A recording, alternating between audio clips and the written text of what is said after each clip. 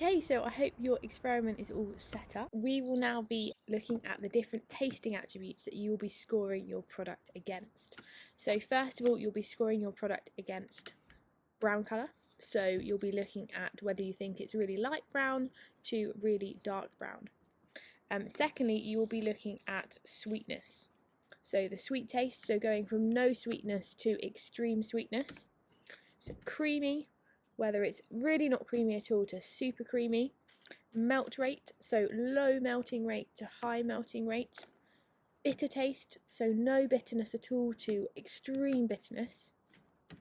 Cocoa flavour, so no cocoa flavour at all to really strong cocoa flavour. And lastly, the chocolatey aroma, so give your chocolate bars a good sniff and see whether or not you've got no chocolatey aroma or a really strong chocolatey aroma. Make sure you've got the worksheet printed out if you can, and if you haven't, then you can mark your lines on the documents yourself, or you could draw out your own 10cm line scales. And it's really important before you start to make sure that everybody in your family understands the attributes, to make sure everyone understands, for example, the word bitter or the chocolatey aroma. They might be more difficult ones. So pause the video now and everyone can take part in their tasting test, which will take you around 5 minutes. Okay, so I hope you enjoyed that tasting, and now time for some maths. Only a small amount of maths though, so nothing to panic about.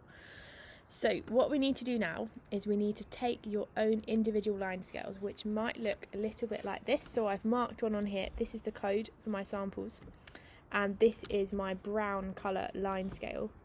And now what we need to do is take each of these four and measure their distance along the line. So if we come down here, take the ruler, and I'll take a black pen, and I'm going to measure the distance for each one. So first line for me is 29 millimeters. So it's easier to measure this in millimeters, just because millimeters will give you a score out of 100. So the next one, my red line, which is sample 545, was 55. My next one, which is my blue one, is 84. And lastly, my green one was 96. Really dark one, that one. So what you can do now is input the data into your results table. If I was to do that now, then the results table, which is on the worksheet, would look a little bit like this.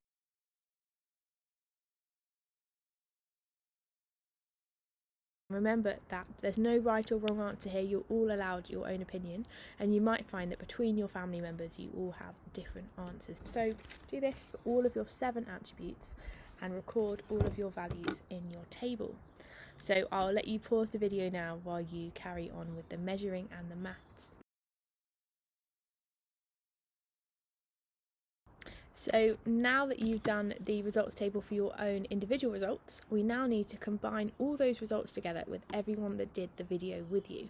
So for example, you may have scored sample 256 with number 84 for brown colour, but your mum might have scored it 75, and maybe your dad scored it 95, maybe your sister scored it 65.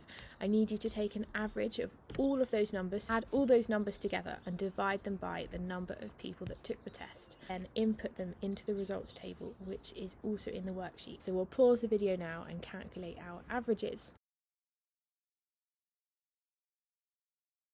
After you've calculated the average results or the mean for each bar and each attribute, then you should have a results table that looks a little bit like this.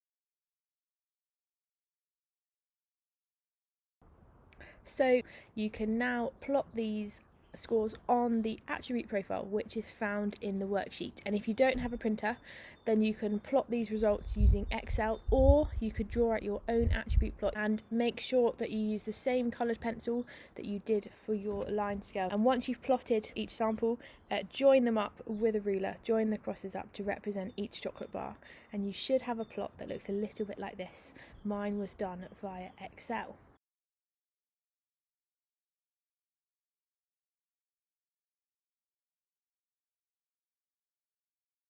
So you should have your attribute plot drawn now with all the averages from your families. Take a look at your attribute profile and see if there are clear differences between your samples, and discuss this with whoever took part with you. Which chocolate did people prefer?